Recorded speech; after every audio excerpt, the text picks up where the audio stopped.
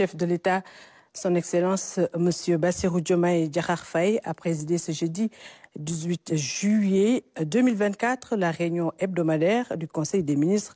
au Palais de la République. À l'entame de sa communication, le président de la République a renouvelé ses meilleurs vœux à la Oumma islamique et particulièrement à la communauté musulmane du Sénégal à l'occasion de la fête de Tamkharit Ashura. Le chef de l'État a adressé ses vives félicitations et réitéré sa confiance au Premier ministre et à l'ensemble des ministres et secrétaires d'État pour le travail exceptionnel accompli depuis leur installation dans la prise en charge des urgences économiques et sociales et la mise en œuvre du projet de transformation systémique du Sénégal.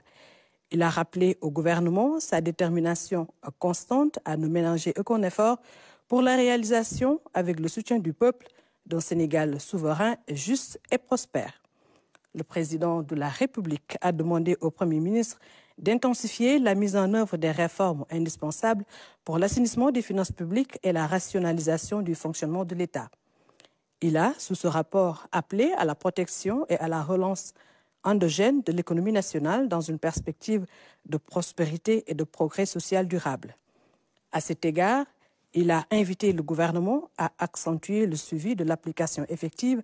des mesures de baisse des prix des produits et services de consommation courante, mais également d'assurer une bonne maîtrise des approvisionnements du pays en denrées essentielles et hydrocarbures. Le chef de l'État a exhorté le Premier ministre à veiller avec les ministres impliqués, notamment ceux en charge du pétrole, des finances et du commerce,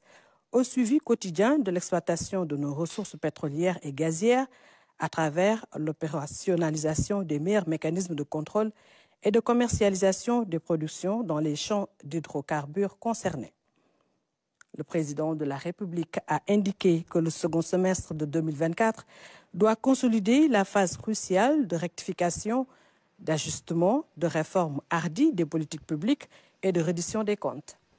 L'objectif est de créer dans tous les secteurs de la vie économique, sociale et environnementale et culturelle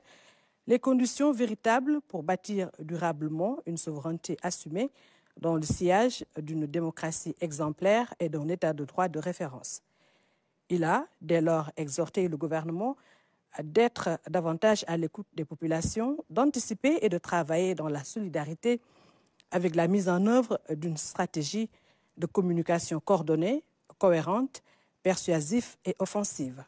C'est dans cet esprit qu'il a demandé au Premier ministre de prendre les dispositions en vue de la présentation prochaine devant l'Assemblée nationale de la déclaration de politique générale du gouvernement déjà disponible. Évoquant la nouvelle politique de promotion de l'accès au logement, le chef de l'État a rappelé que la gestion de la problématique des loyers et la construction de logements sociaux demeurent des urgences sociales. Il a demandé au Premier ministre d'engager sans délai avec les ministres concernés et les associations de consommateurs l'évaluation des dispositifs de régulation des coûts du loyer selon les spécificités de chaque zone. Le président de la République a souligné l'urgence de faire le bilan exhaustif de l'état d'application de la loi 2016-31 du 8 novembre 2016 portant loi d'orientation sur l'habitat social, de la gestion des pôles urbains créés ainsi que des projets de construction de logements sociaux exécutés sur le territoire national. Dans cette perspective, il a indiqué au ministre de l'Urbanisme et au secrétaire d'État à l'urbanisme et au logement la nécessité de renforcer la SICAP SA et la SNHLM dans leur mission d'intérêt public à travers l'établissement d'une nouvelle doctrine pragmatique de promotion du logement social définie par l'État sur la base d'un contrat d'objectifs et de moyens ambitieux avec une approche territoriale renforcée. À cet égard, le chef de l'État a demandé au Premier ministre de proposer un programme rénové de développement des logements sociaux aux normes intégrant de mesures fiscales, foncières et financières incitatives et durables pour faciliter l'accès au logement et à la propriété foncière et immobilière. Cette réorientation majeure de la politique du logement doit favoriser la construction de logements décents et adaptés avec la mise à disposition transparente à partir de cahiers des charges rigoureusement ficelés du foncier aménagé et la montée en puissance des activités de la Société d'aménagement foncier et de rénovation urbaine SAFRU. Dans la même lancée, le président de la République a rappelé au ministre en charge des domaines de l'Intérieur, des collectivités territoriales et de l'urbanisme et au secrétaire d'État à l'urbanisme et au logement la nécessité d'engager des concertations avec les maires et les chefs de village en vue d'accélérer la réalisation du cadastre universel, de maîtriser l'émergence de nouveaux pôles urbains et de définir des règles consensuelles en matière de restructuration des communes et de rénovation urbaine. Le chef de l'État a également indiqué la nécessité de promouvoir et de soutenir les coopératives d'habitat afin de développer la construction de nouveaux logements avec notamment la mise à contribution des bailleurs publics et des fonds dédiés à l'habitat social et une meilleure implication de la Caisse des dépôts et consignations et de la Banque de l'habitat du Sénégal et d'autres établissements financiers dans le secteur du logement. Le président de la République a invité le Premier ministre à prendre toutes les mesures adéquates à l'effet de simplifier davantage le processus d'obtention du permis de construire pour accélérer la relance des constructions de logements, mais aussi optimiser les impacts positifs du secteur stratégique du BTP sur l'environnement des affaires et l'emploi des jeunes. Il a ainsi demandé au Premier ministre de tenir avec l'ensemble des acteurs impliqués un conseil interministériel sur le logement afin d'assurer une mise en œuvre optimale de la nouvelle politique de régulation des loyers et de promotion du logement social. Par ailleurs, le chef de l'État a mis en exergue la nécessité d'une réflexion consensuelle sur l'architecture de nos villes et communes. À cet effet, il a rappelé l'attention particulière qu'il accorde au respect des règles d'urbanisme, d'architecture et de contrôle des constructions. Il a enfin demandé au ministre des collectivités territoriales,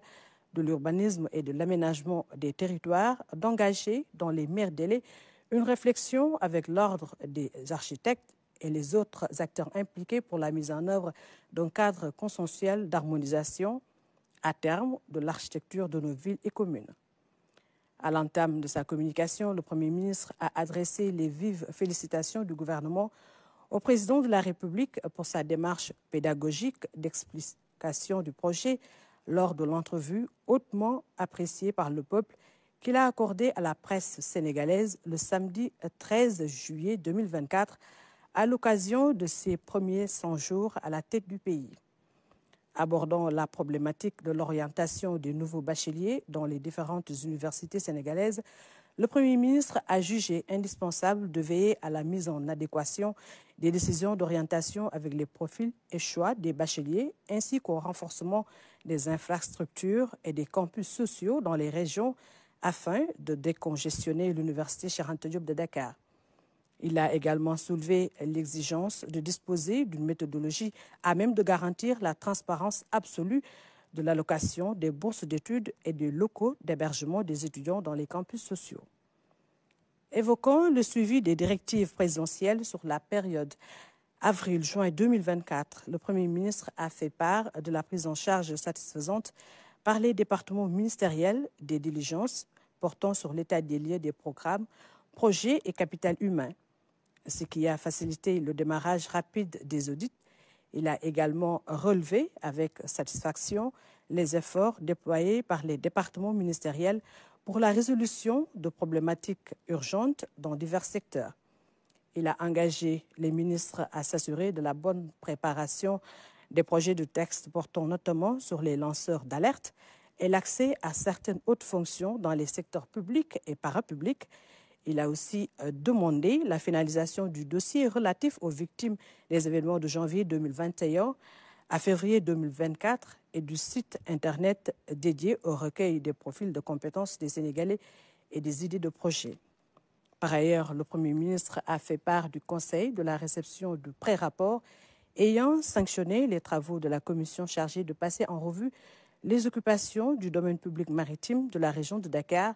en vue de restituer aux citoyens les rivages protégés de la mer et de préserver ses fonctions écologiques. Le rapport final sera soumis à la très haute appréciation du président de la République. Enfin, le Premier ministre a évoqué l'organisation du concours d'entrée à l'École nationale d'administration ENA au titre de l'année 2024. Il a demandé au ministre secrétaire général du gouvernement, aux ministres concernés et l'administration de l'ENA à engager des concertations en vue de l'augmentation des effectifs à recruter et de formuler des propositions de modernisation de l'ENA. L'objectif est de renforcer les ressources humaines de l'administration pour la prise en charge satisfaisante des réformes nécessaires à la transformation systémique du Sénégal.